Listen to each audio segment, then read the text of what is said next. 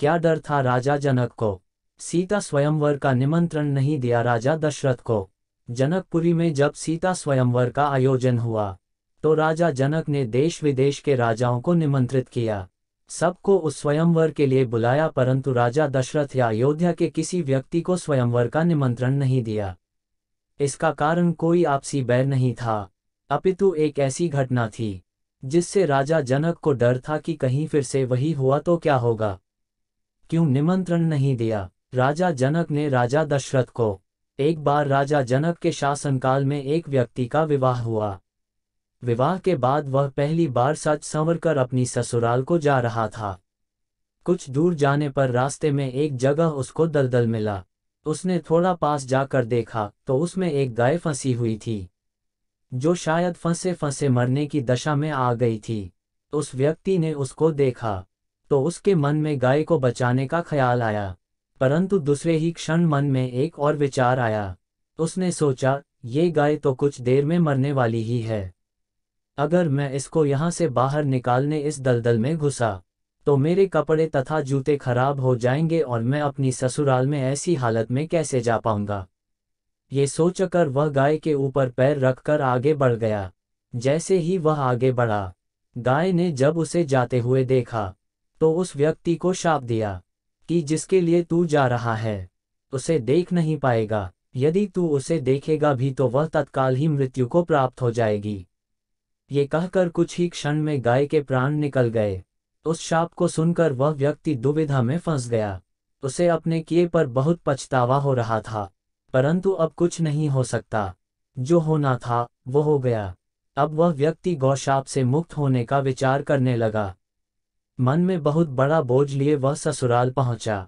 वहां पहुंचकर वह दरवाजे के बाहर ही बैठ गया और यह विचार करने लगा, अगर मेरी नज़र मेरी पत्नी पर पड़ गई तो क्या होगा। कुछ समय बाद परिवार के अन्य सदस्यों ने उसे घर के अंदर चलने का अनुरोध किया, किंतु वह नहीं गया। रास्ते में जो घटना घटित हुई थी उसके बारे में भी किसी को नहीं बताया।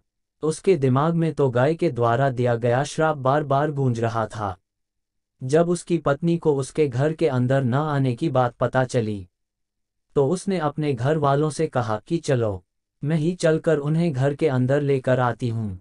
पत्नी ने जब जाकर उससे कहा कि आप घर के अंदर क्यों नहीं आ रहे हो, और मैं जो भी बोल रही हूँ उसे सुनकर भी, मेरे सामने होते हुए भी मेरी ओर क्यों नहीं देखते हो। वह व्यक्ति अपनी पत्नी की बात सुनने पर भी चुप रहा। काफी अनुरोध करने के बाद उसने रास्ते में घटित सारा वृतांत कह सुनाया। पत्नी ने कहा, मैं भी पतिव्रता स्त्री हूँ, ऐसा कैसे हो सकता है, आप मेरी ओर तो देखो। अपनी पत्नी की बात सुनकर उसने ज्यों ही नजर उठाकर अपनी पत्नी की ओर देखा, वैसे ही उसकी आंखों की रोशनी चली गई और वह गाय के शापवश पत्नी को देख ही नहीं सका। उस व्यक्ति की पत्नी भी पतिव्रता थी, इसी कारण उसकी मृत्यु नहीं हुई। ये देखकर पत्नी अपने पति को साथ लेकर राजा जनक के दरबार में गई। वहां जाकर उसने सारा वृतांत कह सुनाया। राजा जनक ने राज्य के सभी विद्वानों को सभा में बुलाकर समस्या बताई। उन्होंने अपने दरबार में बैठे हुए ब्राह्मणों को कहा, हे ब्राह्मण देव, गौ शाप से निवृत्ति का कोई सटीक उपाय हो तो बताएं। सभी विद्वानों ने आपस में विचार करके एक उपाय बताया। उन्होंने कहा कि यदि कोई पतिव्रता स्त्री छलनी में गंगाजल लाकर उस जल के छींटे इस व्यक्ति की दोनों आंखों पर मारे तो गौ शाप से मुक्ति मिल सकती है तथा इसकी आंखों की रोशनी पुनः लौट सकती है। राजा ने पहले अपने महल के अंदर की रानियों सहित सभी स्त्रियों से पूछा तो राजा को सभी के पतिव्रता होने में संदेह की सूचना मिली। ऐसा सुनकर राजा जनक चिंतित हो गए। तब उन्होंने आसपास के सभी राजाओं को सूचना पहुंचाई। उन्होंने उन्हें संदेश में कहा, उनके राज्य में यदि कोई पतिव्रता स्त्री है तो उसे ससम्मान राजा जनक के दरबार में भेज दिया जाए। जब ये सूचना अयोध्या के राजा दशरथ को मिली तो उसने पहले अपनी सभी रानियों से पूछा। प्रत्येक रानी का यही उत्तर था कि राजमहल तो क्या, आप राज्य की किसी भी महिला यहाँ तक कि झाड़ू लगाने वाली ही क्यों ना हो, उसे भी पतिव्रता ही पाएंगे।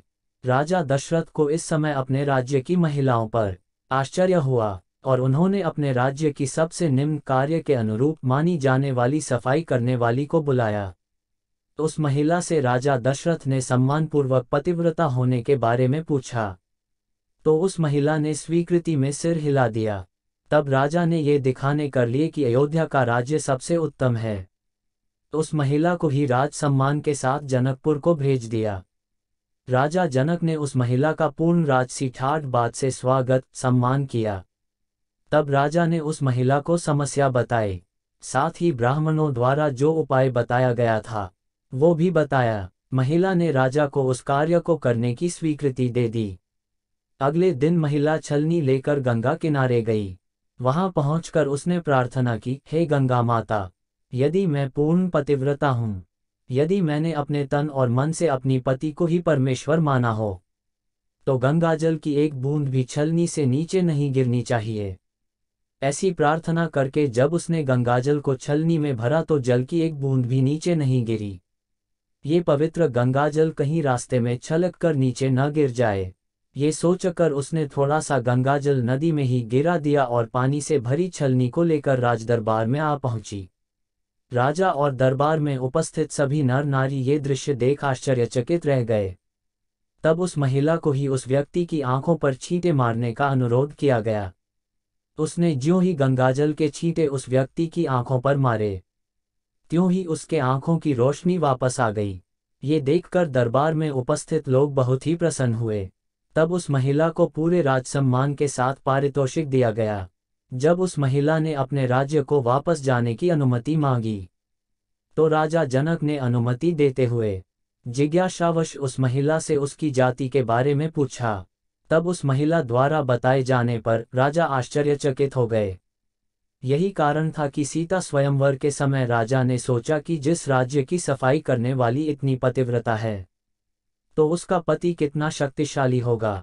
यदि राजा दशरथ ने उसी प्रकार के किसी व्यक्ति को स्वयंवर में भेज दिया, और अगर उसने धनुष संधान लिया तो क्या होगा।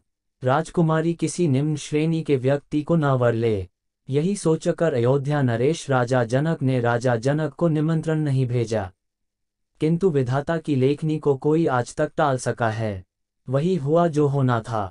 अयोध्या के राजकुमार वन में विचरण करते हुए अपने गुरु के साथ जनकपुर पहुंच ही गए, तथा धनुष तोड़कर राजकुमार राम ने सुकुमारी सीता का वरण कर ही लिया। तो कैसी लगी आपको राजा जनक और राजा दशरथ की कहानी? हमें कमेंट करके जरूर बताएं। ऐसी ही और धार्मिक कहानियां देखने के लिए और सुनने के लिए हमारे चैनल को सब्सक्राइब करें। वीडियो को लाइक जरूर करें। धन्यवाद।